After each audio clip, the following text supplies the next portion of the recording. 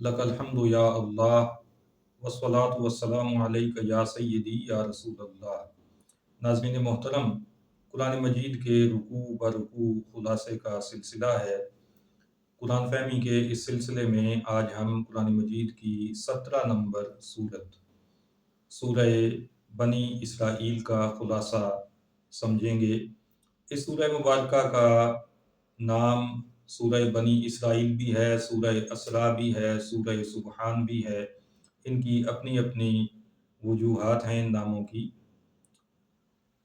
ये सूरह मुबारका 15वें सिपारे के आगाज़ से शुरू होती है। इसके कुल 12 रुकू हैं और 111 आयात मुबारका इसमें शामिल हैं। मक्किया सूरत है।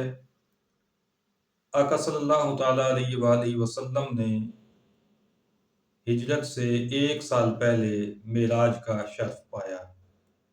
मेराज के फ़ौरन बाद ये सूरह मुबारका नाज़िल हुई। ये मक्की ज़िंदगी का बिल्कुल आखिरी अरसा है। इसमें आगाज़ असरा के ज़िक्र से है। आका सल्लल्लाहु अलैहि वसल्लम का हरम मक्का से बैतुल मुक़द्दस तक का सफ़र इसमें बयान किया गया और इसी वजह से इसका नाम सूरह असरा रखा गया। इसका एक नाम सूरह सुबहान भी है, इसलिए कि इस सूरत का आगाज़ लफ्ज़ सुबहान से होता है। अल्लाह रब्बुल इज़्ज़त की पाकीज़गी के बयान से इसका आगाज़ है। सूरह बनी इसराइल इसको नाम इसलिए दिया गया कि असरा के ज़िक्र के फ़ौरन बाद आगे फिर बनी इसराइल का ज़िक्र शुरू हुआ। आका सल्लल्लाहु ताला अलैहि वसल्लम की मक्की ज़िंदगी का ये आखिरी दौर था और कुफ़ार कुरैश जो हर तरह से आपके रास्ते में रुकावटें डालने की कोशिश में हमेशा से लगे रहे थे। जब उन्हें हर तरह से अपनी नाकामी नज़र आई तो फिर उन्होंने यहूदियों से और बनी इसराइल के लोगों से राब्ते किए और उनसे मदद चाही। तो इसलिए यहाँ पे उनका भी ज़िक्र है। बनी इसराइल के उरूज व ज़वाल की दास्तान भी इस सूरह मुबारका में हमें मिलती है और उनकी तारीख़ के बहुत सारे धारे यहाँ पे वाज़े होते हैं। उनको अल्लाह रब्बुल इज़्ज़त ने बेशुमार नेमतें अता फ़रमाई और जब भी उन्हें नेमतें मिलीं तो उन्होंने शुक्रगुज़ार बंदे बनने की बजाय अल्लाह रब्बुल इज़्ज़त की नाशुक्री की और सरकशी की राह अपनाई। फिर जब अंबियाए किराम ने उन्हें राह रास्त पर लाने की कोशिश की तो उनको ईज़ाएँ पहुँचाईं और मुतअद्दिद अंबियाए किराम को कत्ल किया। अब एक दफ़ा और उन्हें मौका मिलने वाला था नबी करीम सल्लल्लाहु अलैहि वसल्लम की बेइज्जत मुबारका के बाद हक़ की तरफ आने का, और ये उनका आखिरी मौका था, इसलिए उनको यहाँ पे मुखातिब किया गया।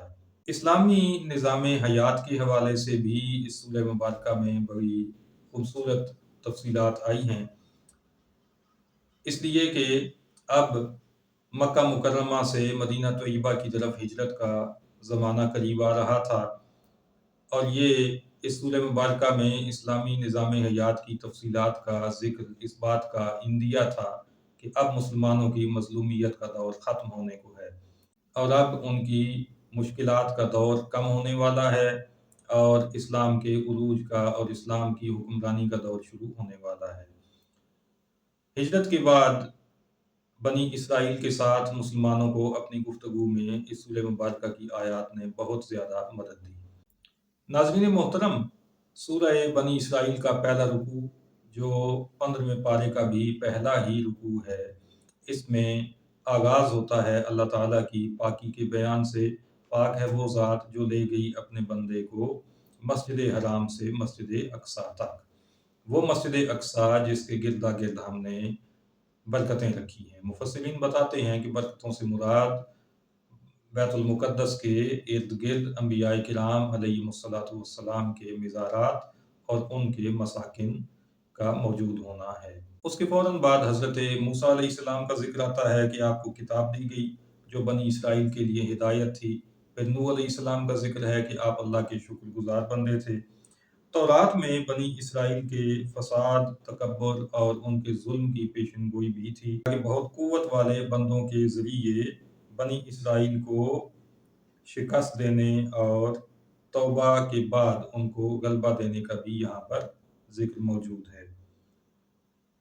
جب انہوں نے دوبارہ سرکشی کی تو اور عیسیٰ علیہ السلام کو قتل کرنے کی سازش کی تو روم اور فارس والوں کو ان پر مسلط کر دیا گیا، اور پھر فرمایا گیا کہ اگر وہ پھر شرارت کریں گے تو ان کو ذلت کا عذاب دیا جائے گا۔ نبی کریم صلی اللہ علیہ وسلم کی تکذیب کر کے یہودیوں نے اس وعید کا اپنے آپ کو مصداق بنا لیا اور آج تک ذلت کی زندگی گزارنے پر مجبور ہیں۔ سورہ بنی اسرائیل کا دوسرا رکوع، اس میں یہ بتایا گیا کہ رات اور دن میں نشانیاں رکھی گئی ہیں تاکہ لوگ اپنے برسوں کی گنتی کر سکیں اور رب کا فضل تلاش کر سکیں۔ قیامت کے دن ہر ایک کو اس کا نامہ اعمال دیا جائے گا اور کوئی جان دوسرے کا بوجھ نہیں اٹھائے گی، ہر ایک کو اپنے اپنے جرم کی سزا ملے گی اور اپنے کیے کا اجر ملے گا۔ یہاں پر رب العزت نے یہ بھی ارشاد فرمایا کہ ہم کسی امت پر عذاب نہیں بھیجتے، اس کو عذاب کا شکار نہیں بناتے جب تک اس میں رسول بھیج کر ان کی ہدایت کا پہلے سامان مہیا نہ کر دیں۔ طالب دنیا کے لیے دنیا ہے، اور طالب آخرت جو ایمان بھی رکھتا ہو اور اچھی آخرت کے لیے کوشاں بھی ہو تو اس کو اس کی کوشش کا اچھا بدلہ ملے گا اور اس کی کوشش ٹھکانے لگے گی۔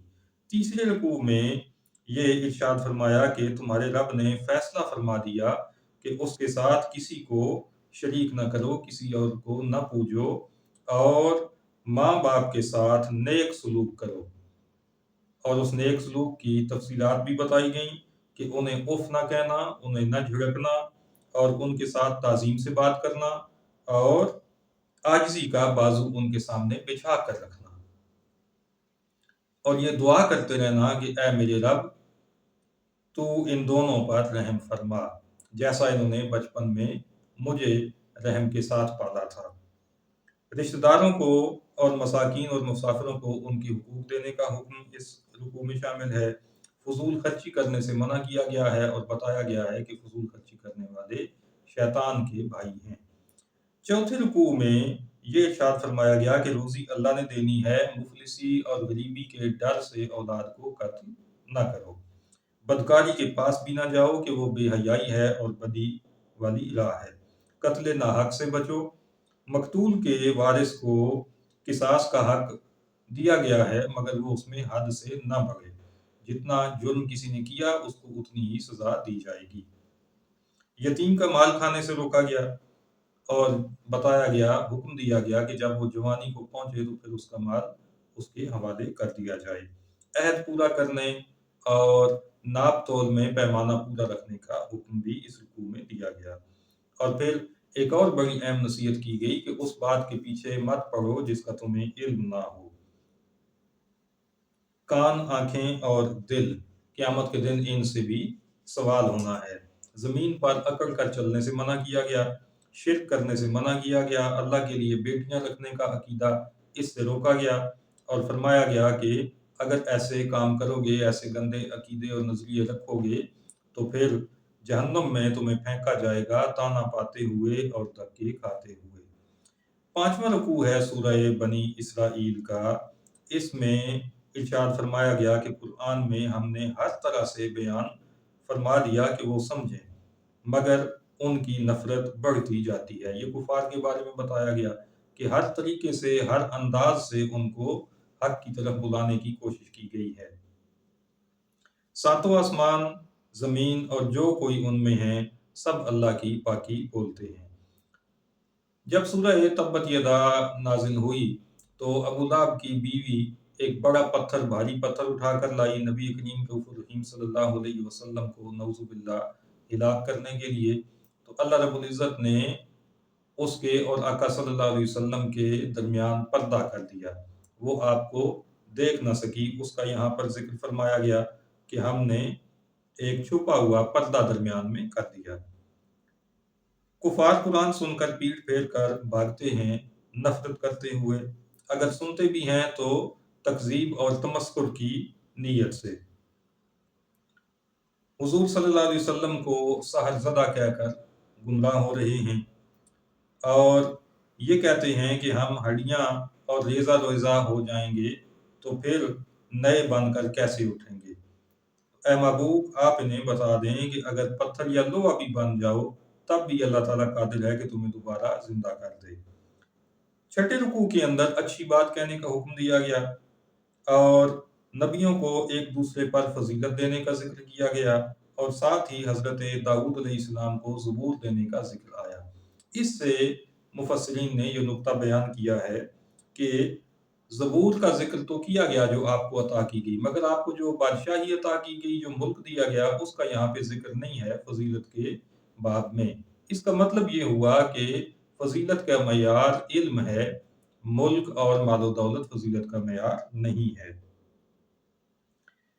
بتوں کے بارے میں بتایا گیا کہ بت تکلیف دور کرنے اور پکار سننے کی صلاحیت نہیں رکھتے، اور وہ اللہ کے مقبول بندے جنہیں کفار اللہ کے ساتھ شریک ٹھہراتے ہیں اور ان کو پوجتے ہیں، وہ تو خود رب کی طرف وسیلہ تلاش کرنے والے ہیں اور اس کی رحمت کی امید رکھنے والے اور اس کے عذاب سے ڈرنے والے ہیں۔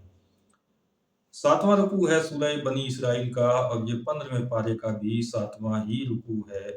اس میں یہ بتایا گیا کہ فرشتوں کو جب رب تعالیٰ نے حکم فرمایا کہ حضرت سیدنا آدم علیہ السلام کو سجدہ کریں تو سب نے سجدہ کیا سوائے ابلیس کے، اور اس نے انکار کرتے ہوئے یہ کہا کہ ان کو تو مٹی سے پیدا کیا گیا ہے تو میں ان کو سجدہ کیوں کروں؟ قیامت تک اس نے مہلت مانگی، رب تعالیٰ نے اسے مہلت دے دی۔ اس نے یہ دعویٰ کیا کہ میں آدم علیہ السلام کی اولاد کو پیس کر رکھ دوں گا سوائے تھوڑے سے لوگوں کے۔ رب تعالیٰ نے اسے دھتکار دیا اور اس کے پیرووں کو جہنم کی وعید سنائی اور فرمایا کہ بے شک جو میرے بندے ہیں ان پر تیرا کچھ قابو نہیں چلنے والا۔ کفار کے ایک اور رویے کی یہاں پر خبر ہمیں دی گئی کہ اگر کہیں سمندر میں یا دریا میں ان کی کشتی بھنور میں آ جائے اور طوفان کا شکار ہو جائے تو پھر ان کے شریک گم ہو جاتے ہیں، جن کو وہ اللہ کے ساتھ شریک ٹھہراتے ہیں وہ انہیں بھول جاتے ہیں اور وہ اللہ کو اس مشکل میں پکارنا شروع کر دیتے ہیں۔ پھر جب اللہ تعالیٰ انہیں کنارے پر لے آتا ہے تو دوبارہ وہ منہ پھیر لیتے ہیں، حالانکہ اللہ چاہے تو خشکی پر ہی انہیں دسا کر موت سے ہمکنار کر دے یا پتھراؤ بھیجے یا انہیں دوبارہ سمندر یا دریا میں لے جائے اور ان کے جہاز کو توڑنے والی آندھی بھیج دے۔ اللہ تعالیٰ کی قدرتیں تو لامحدود ہیں، انہیں اس کا ادراک نہیں ہو رہا۔ 8واں رکوع ہے سورہ بنی اسرائیل کا۔ اس میں یہ ارشاد ہوا کہ قیامت میں ہر جماعت کو اس کے امام کے ساتھ بلایا جائے گا۔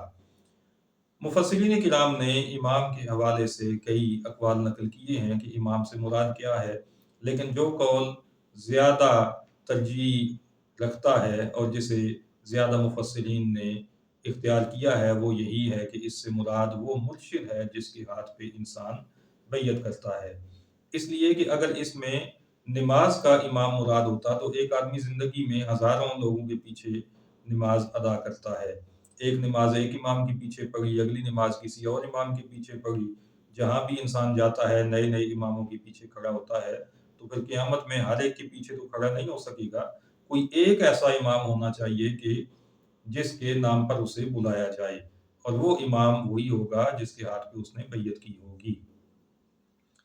ہر مرید اپنے پیر یعنی امام کے پیچھے قیامت کے دن کھڑا ہوگا میدان قیامت میں، اور وہ امام یا مرشد وہ اپنے مرشد کے پیچھے کھڑا ہوگا، وہ اپنے مرشد کے پیچھے، اور یوں یہ سلسلہ نبی کریم رؤوف الرحیم صلی اللہ علیہ وسلم تک پہنچے گا۔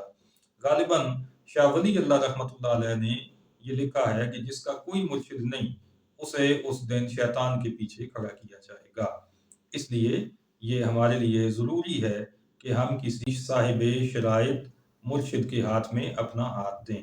سیدی اعلیٰ حضرت رحمۃ اللہ تعالیٰ علیہ نے اس حوالے سے 4 بنیادی شرائط بیان کی ہیں، جس شخص میں وہ 4 شرائط پائی جائیں گی وہ بیعت کرنے کا حق رکھتا ہے اور وہ سچا مرشد ہے۔ ہمارے ہاں بدقسمتی سے گدی نشین ہونا ہی معیار سمجھا جاتا ہے، چاہے گدی نشین صاحب دین کی الف بے بھی نہ جانتے ہوں، دین پڑھا نہ ہو، داڑھی رکھی نہ ہو، نماز پڑھتے نہ ہوں، لیکن ہمارے لوگ جہالت کی وجہ سے ان کے پیچھے پھرتے ہیں اور ان کی جیبیں بھرتے ہیں، اور وہ بھی اپنی دکانداریاں چلا رہے ہیں۔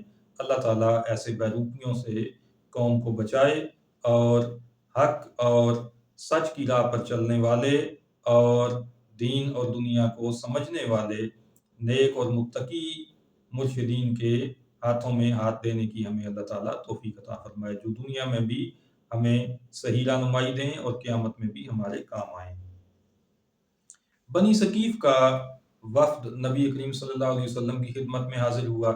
ان لوگوں نے اسلام قبول کرنے کے لیے اپنی 3 شرائط پیش کی کہ ہم نماز تو ادا کریں گے مگر اس میں رکوع نہیں کریں گے، اور ہم اپنے بتوں کو بھی نہیں توڑیں گے، ہمیں یہ اجازت ملنی چاہیے کہ ہم ان کو نہ توڑیں۔ اس کے علاوہ ہمیں یہ بھی اجازت دی جائے کہ لات سے ہم 1 سال تک فائدہ اٹھاتے رہیں، یعنی لوگ جو اس پر چڑھاوے چڑھاتے ہیں، نذرانے دیتے ہیں، وہ ہمارے استعمال میں آتے رہیں۔ نبی کریم صلی اللہ علیہ وسلم نے ان کے تینوں مطالبات رد کر دیے۔ رب تعالیٰ نے یہاں پر ارشاد فرمایا کہ اللہ نے آپ کو ثابت قدم رکھا۔ مشرکین نے نبی کریم صلی اللہ تعالیٰ علیہ وآلہ وسلم کو عرب سے نکالنے کی کوشش کی۔ رب تعالیٰ نے یہاں پر ارشاد فرمایا کہ اگر ایسا ہو جاتا تو ان سب کو ہلاک کر دیا جاتا۔ 9واں رکوع ہے سورہ بنی اسرائیل کا۔ اس میں 5 نمازوں کا حکم دیا گیا ہے، اور نماز فجر کو قرآن الفجر قرار دیا گیا ہے۔ ناظرین محترم، یہ بات آپ جانتے ہیں کہ بعض دفعہ جز سے کل کو مراد لیا جاتا ہے، تو نماز فجر کو قرآن الفجر کہنے سے یہ بات ہمیں سمجھ میں آتی ہے کہ نماز میں چونکہ قرات ہوتی ہے قرآن مجید کی، تو اس لیے نماز کو قرآن کہا گیا فجر کا۔ یہاں سے یہ بات بھی واضح ہو گئی کہ قرات نماز کا رکن ہے۔ نبی کریم صلی اللہ علیہ وسلم پر تہجد کے فرض ہونے کا یہاں پر بیان ہے، اور مقام محمود پر آپ کو کھڑا کرنے کی بشارت دی گئی ہے۔ کعبہ کے گرد 360 بت نصب کیے گئے تھے، بڑی مضبوطی کے ساتھ وہاں پہ انہیں نصب کیا گیا تھا۔ جب آقا کریم صلی اللہ علیہ وسلم نے اپنے ہاتھ میں چھڑی لی تو آپ جس بت کی طرف چھڑی سے اشارہ کرتے تھے وہ اوندا منہ گر جاتا تھا۔ اس موقع پر آپ کی زبان پر جو الفاظ تھے وہ یہاں اس سورہ مبارکہ میں رب تعالیٰ نے بیان فرمائے ہیں۔ آپ اس وقت پڑھ رہے تھے، آپ کی زبان پر اس وقت یہ مبارک الفاظ تھے: جاء الحق وزهق الباطل ان الباطل کان زہوقا۔ حق آ گیا اور باطل بھاگ گیا، اور بے شک باطل نے بھاگنا ہی ہوتا ہے، باطل کا مقدر ہی یہی ہے۔ آیات قرآنیہ کے بارے میں بتایا گیا کہ وہ اہل ایمان کے لیے شفا اور رحمت ہیں، جسمانی امراض سے بھی شفا کا ذریعہ بنتی ہیں، اور اللہ تعالیٰ کی رحمتیں بھی آیات قرآنیہ کی تلاوت سے بندے کو نصیب ہوتی ہیں۔ 10واں رکوع ہے سورہ بنی اسرائیل کا، یہ 15ویں پارے کا بھی 10واں ہی رکوع ہے۔ اس میں اس حوالے سے گفتگو ہے کہ مشرکین نے نبی کریم صلی اللہ علیہ وسلم کا راستہ روکنے کی ہر ممکن کوشش کی مگر اس میں ناکام رہے۔ پھر انہوں نے یہ سوچا کہ آقا صلی اللہ علیہ وسلم کی زندگی ان کے سامنے تھی، اس میں کوئی عیب وہ تلاش نہیں کر سکے، آپ کے کردار پر انگلی اٹھانے کا انہیں کوئی موقع بھی میسر نہیں آیا۔ انہوں نے سوچا کہ اب ہم باہر نکلیں اور اہل کتاب سے رابطہ کریں، ان سے اپنے مسئلے کا حل پوچھیں، وہ کوئی ایسی بات ہمیں بتا دیں کہ جس کے ذریعے ہمیں کامیابی حاصل ہو جائے۔ چنانچہ انہوں نے یہودیوں سے رابطہ کیا۔ یہودیوں نے انہیں کہا کہ 3 سوالات ان سے پوچھ لو، اصحاب کہف کے بارے میں پوچھو، اور ذوالقرنین کے بارے میں پوچھو، اور روح کے بارے میں سوال کرو۔ اگر وہ تینوں سوالوں کے جواب دے دیں تو پھر سمجھ جانا کہ وہ سچے نبی نہیں ہیں، اور اگر وہ تینوں سوالوں کے جواب نہ دیں تب بھی یہ سمجھ جانا کہ وہ سچے نبی نہیں ہیں۔ ہاں، اگر وہ 2 سوالوں کے جواب دیں اور تیسرے کا جواب نہ دیں تو پھر وہ سچے نبی ہوں گے، اس لیے کہ ہماری کتاب میں بھی ان میں سے 2 چیزوں کی تفصیلات آئی ہیں اور تیسری کے بارے میں کچھ نہیں بتایا گیا۔ چنانچہ جب قریش نے آقا صلی اللہ علیہ وسلم کے سامنے یہ 3 سوال رکھے تو آپ نے ذوالقرنین کے بارے میں اور اصحاب کہف کے بارے میں تو تفصیلات بیان فرمائیں، مگر روح کے بارے میں آپ نے کوئی تفصیل بیان نہیں فرمائی۔ اسی کا ذکر اس رکوع میں کیا گیا ہے کہ اے محبوب، روح کے بارے میں یہ آپ سے سوال کرتے ہیں تو آپ فرما دیں کہ وہ ایک چیز ہے میرے رب کے حکم سے، اس سے زیادہ انہیں کچھ نہ بتایا جائے۔ اس رکوع میں یہ بھی بتایا گیا کہ آدمی اور جن سب مل کر بھی قرآن کی مثل نہیں لا سکتے۔ کفار نے نبی کریم صلی اللہ علیہ وسلم سے یہ بھی کہا کہ اگر آپ ہمارے کچھ مطالبات ہیں یہ پورے کر دیں تو پھر ایمان لانے کے بارے میں کچھ سوچا جا سکتا ہے، ورنہ ہم ہرگز ایمان نہیں لائیں گے۔ وہ مطالبات کیا تھے کہ آپ زمین سے ایک چشمہ نکال کر ہمیں دکھائیں۔ دوسرا مطالبہ یہ تھا کہ کھجوروں اور انگوروں کے آپ کی ملکیت میں باغ ہونے چاہیے اور ان میں آپ نہریں رواں کر کے دکھائیں، یا ہم پر آسمان کو گرا دیں۔ پھر یہ مطالبہ کیا کہ اللہ اور فرشتوں کو ہمارے سامنے لے آئیں، ہم خود ان کو دیکھیں تو پھر آپ پر ایمان لانے کے بارے میں کچھ سوچا جائے۔ آپ کا سونے کا گھر ہونا چاہیے، اس کے بغیر تو ہم آپ پہ ہرگز ایمان نہیں لائیں گے، اور ہمارے سامنے آپ آسمان پر چڑھ جائیے اور آسمان سے کتاب لے کر ہمارے سامنے نیچے اتریے، پھر آپ کے اوپر ایمان لانے کے بارے میں ہم کچھ سوچنے پر تیار ہوں گے۔ تو اس طرح کے لا یعنی سوالات جن کا مقصد نہ تو حق کو قبول کرنا نہ ہی حق کو جاننا تھا، بلکہ صرف تمسخر اڑانا ان کا مقصد تھا، تو ان کے جواب کے لیے رب تعالیٰ نے ارشاد فرمایا، قل سبحان ربی هل كنت الا بشرا رسولا۔ اے محبوب آپ فرما دیں کہ میرا رب پاک ہے اور میں تو نہیں ہوں مگر اللہ کا بھیجا ہوا ایک آدمی، کہ جب تم مجھے صرف ایک بشر مانتے ہو، اس سے اوپر کوئی مجھے فضیلت میری تسلیم ہی نہیں کرتے ہو، تو پھر ایسے مطالبات کیوں کر رہے ہو؟ یہ کام کرنا تو کسی بشر کے پاس کا کام نہیں ہے جو تم کہہ رہے ہو، تو پھر اس طرح کے مطالبات کا کیا مقصد ہے؟ تو ان کے مطالبات کو رد کر دیا گیا۔